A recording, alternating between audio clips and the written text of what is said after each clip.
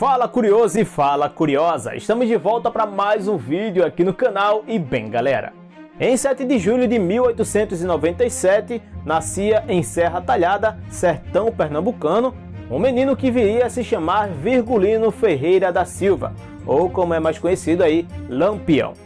Odiado por uns e amado por outros, o rei do cangaço, como também era chamado, era colocado como herói pelos pobres e julgado como ladrão sanguinário pelos ricos. E a história de Lampião é marcada aí por muito caos. Problemas familiares e com homens poderosos da época criaram no menino Ferreira um desejo de justiça e ao mesmo tempo uma raiva incontrolável, que levava aí a cometer diversos crimes. Conheça no vídeo de hoje a história de Lampião, o rei do cangaço. O meu nome é Alex Lima e seja muito bem-vindo ou bem-vinda ao canal Fala do Mundo. De acordo com os dados da Fundação Joaquim Nabuco, a Fundagem, Lampião, apesar de ter nascido no dia 7 de julho de 1897, só foi registrado em 7 de agosto de 1900. Tendo como genitores o José Ferreira da Silva e a Maria Selena da Purificação, foi o segundo dos 8 filhos do casal. Mesmo sendo um garoto muito inteligente, Virgulino deixou a escola para trabalhar na roça e assim ajudar a família. Muito festeiro, dançava, tocava sanfona e ainda fazia muitos versos. Além disso, já era um bom atirador, pois sempre teve interesse nas histórias que ouvira sobre os cangaceiros, entre eles Antônio Silvino. Até os 21 anos de idade, ele trabalhou como artesão. Era alfabetizado e usava óculos para a leitura, características bastante incomuns para a região sertaneja e pobre onde ele morava.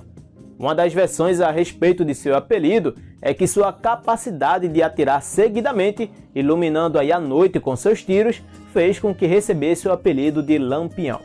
A partir de 1915, a tranquilidade que a família de Lampião vivia começou a ser abalada. Isso porque José Alves de Barro, conhecido aí como Zé Saturnino, começou a ascender politicamente na região em que a família Ferreira morava. José Ferreira, pai de Lampião, era vizinho de Saturnino e logo uma disputa por terras surgiu entre as duas famílias. Logo, alguns desentendimentos começaram a acontecer entre Zé Saturnino e os filhos de José Ferreira, entre os quais estava Lampião. Zé Saturnino começou a usar sua rede de influências para prejudicar a família Ferreira. A perseguição contra os Ferreiras resultou aí no assassinato de José Ferreira no dia 18 de maio de 1921. Nesse mesmo ano, Virgulino Ferreira já tinha entrado para o bando de Senhor Pereira, um dos cangaceiros de maior expressão do Nordeste. Nesse bando, ele prosperou como cangaceiro, tornando-se o mais famoso e temido do Brasil. E sob a liderança aí de Senhor Pereira, Lampião aprendeu muito. Ele foi ensinado a sobreviver no cangaço, a esconder seus rastros, a evitar confrontos abertos com a polícia e a como se comportar nos ataques. A morte do pai revirou a cabeça não só de Lampião, mas também de seus outros irmãos, como Antônio Ferreira, que também aderiu ao cangaço. Decidido a se vingar, Lampião encarregou um dos irmãos de cuidar dos irmãos menores e com os dois mais velhos passou a percorrer os estados nordestinos, trazendo a justiça com as próprias mãos. O primeiro ataque foi em 1922, em Alagoas, na casa da baronesa da cidade de Água Branca, quando levou aí todo o dinheiro que encontrou. Além deles, o bando era formado por homens de todos os biotipos e idades. Um dos mais novos tinha 11 anos, enquanto o mais velho tinha 71. Com isso, entende-se que Lampião não ligava aí para a idade nem biotipo de seus cabras. Ele queria mesmo era saber se eles estavam aí lutando pela mesma causa que eles, olha só. E aí, entramos em um ponto interessante da história, o cangaço de Lampião. Por causa da organização e da disciplina que impunha a seus cabras, raramente Lampião sofria alguma derrota. O grupo formado por Lampião possuía um armamento forte. Algumas das armas, inclusive munições, foram adquiridas no período em que o líder foi militar. Outras foram conseguidas em segredo, que não era revelada nem para os próprios cangaceiros. O bando não perdia a oportunidade de queimar as plantações e matar os animais de alguns fazendeiros ricos e perversos. Em povoados, os homens roubavam aí comerciantes, destruíam casas, usavam as mulheres e matavam algumas pessoas. Com essas características, era impossível ficar em um só lugar por muito tempo, pois eles eram odiados por muita gente que desejavam o seu fim. Se de um lado os ricos se lascavam na mão de Lampião, em contrapartida ele distribuía a riqueza que saqueava com os mais necessitados. Promovia também festas para a equipe com muita fartura de comida e pagava bebida para as pessoas em bares. Por essas razões, também foi muito idolatrado pelo povo mais pobre, que era beneficiado aí com a riqueza subtraída dos mais ricos. Inclusive, foi a partir daí que ele conseguiu também muitos coiteiros e coiteiras. Para você que não sabe o que é coiteiro ou coiteira, né? É aquela pessoa aí que pegava, no caso o Lampião estava fugindo, e eles aí acoitavam, né? No caso recebiam em suas casas ou fazendas para que ele se escondesse. Daí então foi dado esse nome aí, né? Coiteiro ou coiteira. Até hoje existe esse, aqui no Nordeste, pelo menos, né? Existe aí essa gíria, né? Olha, fulano é coiteiro, ó, tá coitando a safadeza do outro, né? Essas coisas aqui. Só tem aqui no Nordeste, não sei se por aí onde você mora também tem. Se tiver, deixa aqui nos comentários, mas surgiu aí desde essa época. No dia 1º de agosto de 1923, o bando sofreu sua primeira emboscada no município de Nazaré do Pico, em Pernambuco. O combate se deu na praça com a ajuda dos civis nazarenos. Era o início da Força de Nazaré, a mais importante perseguidora de Lampião. Em 1926, estando em Juazeiro, no Ceará, Lampião é chamado para combater na coluna Prestes e recebe aí a patente de capitão. Nessa época aí visita o padre Cícero.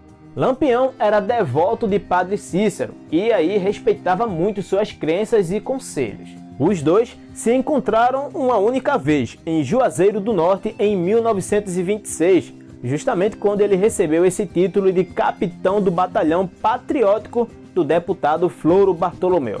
A aliança se rompe quando Lampião é enviado para combater a coluna Prestes. E para quem não sabe o que foi aí a coluna Prestes, eu vou te explicar agora. A coluna Prestes foi um movimento liderado por Luiz Carlos Prestes, que percorreu aí o interior do Brasil entre 1925 e 1927, denunciando os demandos das oligarquias.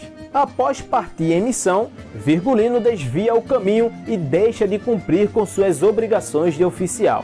E com isso, volta a exercer a função de líder do cangaço. Em suas andadas, o rei do cangaço conheceu Maria Déia, filha de um fazendeiro e mulher de um comerciante, mas que mantinha uma paixão quase platônica pelo líder do bando, apesar de nunca ter o visto. Ao se encontrarem, apaixonam-se e vão viver juntos em meio às fugas. Uma curiosidade aí é que nem a família nem o bando de Lampião a tratavam por Maria Bonita. Esse apelido só surgiu depois de sua morte, né? Que foi a imprensa que colocou esse apelido de Maria Bonita. Entre o bando, Maria começou a ser chamada de Maria da Déia ou Maria do Capitão. E assim, a nova cangaceira aprendeu a cada lei do bando. E Maria, claro, vive toda a sua vida ao lado de seu grande amor Lampião. Conhecida por sua beleza e personalidade forte, diferentemente de todas as outras mulheres do cangaço, Maria nunca foi abusada pelos cangaceiros e teve diversas regalias. Inclusive, as mulheres do cangaço, elas não lavavam os pratos, não lavavam roupas, né? Isso aí ficava para os cangaceiros. As mulheres lá só ficavam como companheiras mesmo dos homens. Olha só, né? Uma curiosidade aí, né? E Maria Bonita era muito vaidosa. Ela andava com vestidos de seda, luvas com estampas florais, sandálias e botas de cano curto. Também usava joias caras, broches, portava moedas de prata e enfeites de ouro decoravam seus cabelos. No pescoço e nos pulsos usava o mesmo perfume francês que Lampião. Quando estava ao lado do marido nos campos de batalha, vestia botas de couro e roupas de algodão. Pois é, minha gente, a bicha era chique, viu? E se vocês quiserem que eu faça um vídeo aqui exclusivo sobre Maria Bonita, é só vocês deixarem aqui nos comentários que eu vou fazer com muito orgulho. Vou fazer aqui com muito carinho, aliás. Uhul! Mas prossigamos aí com a história. Até então, as mulheres não faziam parte do cangaço, mas devido a Lampião isso mudou e os seus homens passaram, em geral, a ser acompanhados por suas mulheres. A chegada de Maria Bonita se deu já na fase decadente do cangaço e contribuiu para que as medidas de segurança dos cangaceiros se afrouxassem porque os períodos de descanso tornaram-se maiores. Juntos, Lampião e Maria Bonita tiveram uma filha em 1932, chamada Expedita Ferreira Nunes. Lampião também era muito vaidoso. Ele criou roupas para si e para o bando e caprichava aí nos detalhes. Usava medalhas, muitos anéis, correntes de ouro, chapéu de couro, alforjes bordados e punhais de prata. Tudo isso? Mas como tudo tem um início, e meio e fim, chegou finalmente o fim de Lampião e seu bando. No dia 27 de julho de 1938, o bando acampou na fazenda Angicos, situada aí no sertão de Sergipe, esconderijo aí tido por Lampião como de maior segurança. Era noite, chovia muito e todos dormiam em suas barracas. A volante chegou tão silenciosamente que nem os cães perceberam. Por volta das 5 horas do dia 28, os cangaceiros levantaram para rezar o ofício e se preparavam para tomar café. Quando o cangaceiro deu alarme, já era tarde demais. Não se sabe ao certo quem os traiu. Entretanto, naquele lugar mais seguro, o bando foi pego totalmente desprevenido. Quando os policiais do tenente João Bezerra e do sargento Aniceto Rodrigues da Silva abriram fogo com metralhadoras portáteis, os cangaceiros não puderam empreender qualquer tentativa viável de defesa. O ataque durou cerca de 20 minutos e poucos conseguiram escapar ao cerco. Dos 34 cangaceiros presentes, 11 se foram ali mesmo. Lampião foi um dos primeiros a perecer. Logo em seguida, Maria Bonita foi gravemente ferida. Alguns cangaceiros, transtornados pela morte inesperada do seu líder, conseguiram escapar. Bastante eufóricos com a vitória, os policiais apreenderam os bens e mutilaram os mortos. Apreenderam também todo o dinheiro, ouro e as joias. A força volante, de maneira bastante desumana para os dias de hoje, mas seguindo o costume da época, separou a cabeça de Lampião. Maria Bonita ainda estava viva, apesar de bastante ferida quando foi degolada. O mesmo ocorreu com Quinta-feira, Mergulhão, Luiz Pedro, Elétrico, Enedina, Moeda, Alecrim, Colchete e Marcela. Percorrendo os estados nordestinos, o coronel João Bezerra exibia as cabeças, já em adiantado estado de decomposição, e por onde passava atraía uma multidão de pessoas. Primeiro, os troféus estiveram em Piranhas, onde foram arrumados cuidadosamente na escadaria da prefeitura, junto com as armas e apetrechos dos cangaceiros, e foram fotografados. Depois, foram levados a Maceió e ao sudeste do Brasil. E esse foi o fim de Lampião e de seu bando. E aí, você já conhecia essa história, já conheciam esses detalhes? Ou você acha também, né, que tinha algo a mais? Ou você acha que eu esqueci de algo a mais? Com certeza eu devo ter esquecido. Mas deixa aqui nos comentários que eu quero saber de você também. Tudo bem. Ah, e eu não esqueci da palavra-chave do vídeo de hoje não, hein? A palavra-chave de hoje é história. E caso você comente aqui, eu vou deixar um coraçãozinho bem caprichado e uma resposta também super caprichada para você, hein? Ai, que delícia! Não esqueça de compartilhar esse vídeo para que mais pessoas venham conhecer a história de Lampião. Compartilha lá no seu grupo da família, no WhatsApp, no Instagram, no Facebook, não sei. Compartilha aí para aumentar ainda mais a nossa família aqui no Fala do Mundo.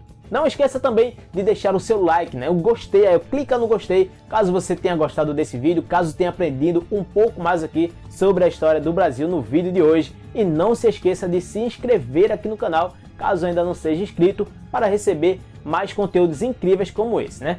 Ó, falando em vídeos, inclusive, eu separei mais 2 vídeos incríveis que estão aparecendo agora mesmo aqui na sua telinha, ó, mais ou menos aqui.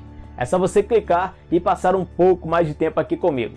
Eu vou ficando por aqui e te espero para um próximo vídeo, hein? Fui!